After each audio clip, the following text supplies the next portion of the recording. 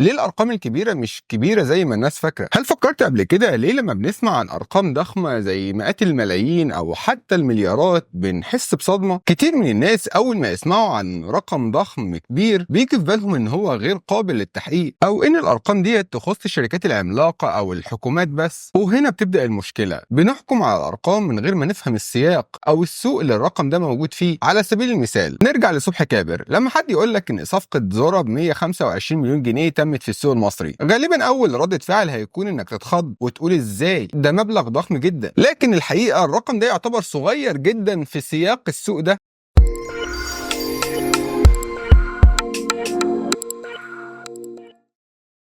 الارقام الكبيره بتخضك يبقى انت مش شايف الصوره كامله. الارقام مش بتتجزأ ولا تقدر تحكم عليها من غير ما تفهم السياق اللي حصلت فيه. خليني اقول لك حاجه، الرقم اللي انت شايفه كبير النهارده ممكن يبقى صغير جدا لو حللته صح. الارقام الكبيره دايما بترتبط بالسوق اللي موجوده فيه، والفهم الحقيقي ليها هو اللي بيخليك تدرك حجمها. طيب ليه الناس بتتخض من الارقام الكبيره؟ خلينا نبدا من السؤال الاهم، ليه الارقام الكبيره بتخضنا؟ السبب بسيط، دماغ الانسان بطبيعتها بتحاول تقيس كل حاجه بناء على اللي شافته او اتعودت عليه. والناس اللي شغاله برقم زي 10000 جنيه في الشهر هتلاقي انها بتتخض لما تسمع عن ملايين الجنيهات. وده ليه؟ لان عقلهم مش متعود على التفكير في الارقام ديت بشكل يومي. وواحده من اشهر الاقتباسات اللي بتوضح الفكره ديت هي اننا دايما بنبالغ في اللي ممكن نعمله او نحققه في يوم واحد، لكن بنقلل جدا من اللي ممكن نحققه في 10 سنين. والكلام ده ينطبق على الارقام الكبيره. ممكن تشوف مبلغ ضخم في يوم من الايام وتفكر انه مستحيل، بس على المدى الطويل المبلغ ده بيبقى عادي جدا ومش بيمثل اي حاجه غير مجرد نقطة في بحر. فعلشان تكون فاهم، المسألة كلها في الفهم والتحليل. فالأرقام الكبيرة بتبان ضخمة لو بصيت لها بشكل مطلق، لكن الحقيقة إنك لازم دايما تفكر في حجم السوق اللي الرقم ده جزء منه. وخلينا اديك مثال، واردات مصر من الذرة في سنة واحدة وصلت ل 2.4 مليار دولار. لو ضربنا الرقم ده في سعر الدولار هيوصل تقريبا ل 120 مليار جنيه مصري. فأنت لما تعرف الكلام ده، 125 مليون جنيه اللي كنا بنتكلم عنها في البداية هتلاقيها مجرد نقطة صغيرة جدا في بحر الصناعة دي. فالفكرة هنا انك مش لازم تحكم على اي رقم لوحده، لازم تقارن دايما بحجم السوق والمجال اللي الرقم ده موجود فيه. لان لو ما حللتش الارقام في سياقها دايما هتحس انها كبيرة وضخمة، وده هيخليك تاخد قرارات بناء على مشاعر بدل ما تعتمد على التحليل والحقائق. وخلينا نضرب لك مثال تاني في صناعة العقارات علشان نفهم اكتر. صناعة العقارات في مصر من اكبر الصناعات، والمشاريع الكبيرة بتكون ارقامها ضخمة. فلو جينا نبص على مشروع في الساحل الشمالي وسمعنا ان في شاليهات بتتباع ب 50 مليون جنيه، فالناس العادية اللي مش فاهمة ممكن تتخض وتقول ازاي ده رقم فلكي. لكن الحقيقة في سياق السوق ده الرقم ده عادي جدا. الشركات الكبيرة اللي بتستثمر في العقارات بتتعامل بأرقام بالمليارات، و50 مليون جنيه ده مجرد جزء صغير جدا من استثماراتها. في العقارات بنسمع عن أرقام كبيرة زي ال 500 مليون أو حتى المليار جنيه في بعض المشاريع. ولما نحط الرقم ده في سياق السوق اللي بيضم شركات بتبيع شاليهات أو أبراج كاملة، هتلاقي إن الأرقام ديت مش كبيرة زي ما أنت فاكر. وهنا لازم نرجع للقيمة الزمنية للنقود أو المال. واحدة من الحاجات اللي بتخلي الارقام تبان كبيره هي اننا بننسى نتعامل مع مفهوم القيمه الزمنيه للنقود. يعني ايه؟ ببساطه الفلوس النهارده ليها قيمه مختلفه عن الفلوس اللي كانت موجوده من 10 سنين، وده طبعا بسبب التضخم وتغير اسعار المنتجات والخدمات. فلو رجعنا 10 سنين وقلنا ان في شقه كانت بتتباع ب 500 الف جنيه، هتلاقي ان الرقم ده كان ضخم وقتها. لكن النهارده ال 500 الف جنيه ممكن ما تجيبش غير شقه صغيره في مناطق ابعد. علشان كده لما تسمع عن رقم زي 125 مليون جنيه النهارده لازم تفكر في قيمة الفلوس ديت في الزمن الحالي مش الزمن اللي فات. فالتضخم بيلعب دور كبير في تغيير قيمة الأرقام، وده بيخلي الرقم اللي كان يعتبر كبير في وقت معين يبقى صغير جدا في وقت تاني. وواحدة من أفضل الطرق لتحليل الأرقام الكبيرة هي إنك تقارنها بالنسب المئوية بدل ما تركز على الرقم المطلق. وده ليه؟ لأن المقارنة بالنسب بتديك رؤية أوضح لحجم الرقم. فلو سمعنا إن شركة معينة حققت أرباح 500 مليون جنيه في السنة، الرقم ده ممكن يبان ضخم، لكن لما تيجي تقارنه بنسبة من إجمالي الأرباح في السوق ممكن تلاقي ان الرقم ده بيمثل 1% من اجمالي السوق. وهنا بس هتبدا تفهم ان الرقم اللي كنت شايفه ضخم في الحقيقه مش كبير زي ما انت كنت متخيل. وعلشان نوضح اكتر خلينا نبص على امثله من مجالات مختلفه. في صناعه التكنولوجيا مثلا ممكن تسمع عن شركات بتحقق ارباح بالمليارات. شركات زي ابل ومايكروسوفت بتتعامل بارقام ضخمه جدا، لكن لما تفكر في عدد المنتجات اللي بيبيعوها وكمان عدد الاسواق اللي بيتواجدوا فيها هتلاقي ان الارقام ديت منطقيه جدا. لما شركه زي ابل تبيع موبايل بمئات الدولارات في مئات الدول، الرقم بالمليارات هيكون طبيعي. وبرضه في الصناعات الثقيله زي البترول والغاز الارقام الكبيره ديت هي العادي، وده لان شركات البترول بتستثمر مليارات الدولارات في الحفر والانتاج. فلو سمعت عن استثمار ب 500 مليون دولار في حقل بترول، الرقم ده ممكن يبان كبير، لكن في سياق صناعه البترول ده استثمار عادي جدا. اللي عايز اقوله لك ان الفهم الصحيح للارقام الكبيره بيتطلب تدريب وتطوير لمهارات تحليل الارقام، وده لان مش كل الناس بتتولد بعقليه تحليليه، لكن تقدر تطورها على مدار الوقت. اهم حاجه تبدا بيها هي انك تفكر في السوق اللي الرقم ده موجود فيه، وكل ما توسع معرفتك بالصناعات المختلفه وحجمها هتلاقي ان الارقام الكبيره بتبقى منطقيه اكتر زي ما قلنا قبل كده. وخلي بالك الارقام لوحدها مش بتقول القصه كامله، لكن لما تحطها في سياقها بتقدر تاخد قرارات مدروسه اكتر. فاللي انا عايزك تطلع منه من الفيديو ده ان الارقام الكبيره ما تخضكش، وخاصه لو انت محاسب او محلل مالي. الرساله اللي لازم توصل هي ان الارقام الكبيره مش مرعبه، المهم هو ازاي تحلل الارقام وتفهمها في سياقها. لو قدرت تفهم السوق والصناعه للارقام ديت جزء منها، هتلاقي ان اللي كان بيبان ضخم في الاول هو مجرد رقم صغير جدا او عادي جدا. زي ما قلنا في البدايه الارقام الكبيره مش بتقول القصه الكامله، لكن التحليل والفهم الصحيح هو اللي بيوضح لك الصوره الحقيقيه. ولحد هنا نكون انتهينا من الفيديو ده. لو عندك اي اسئله تخص الموضوع ده ضروري تكتبها في تعليقات الفيديو وانا هرد عليك بسرعه. اشوفكم الفيديو الجاي، سلام.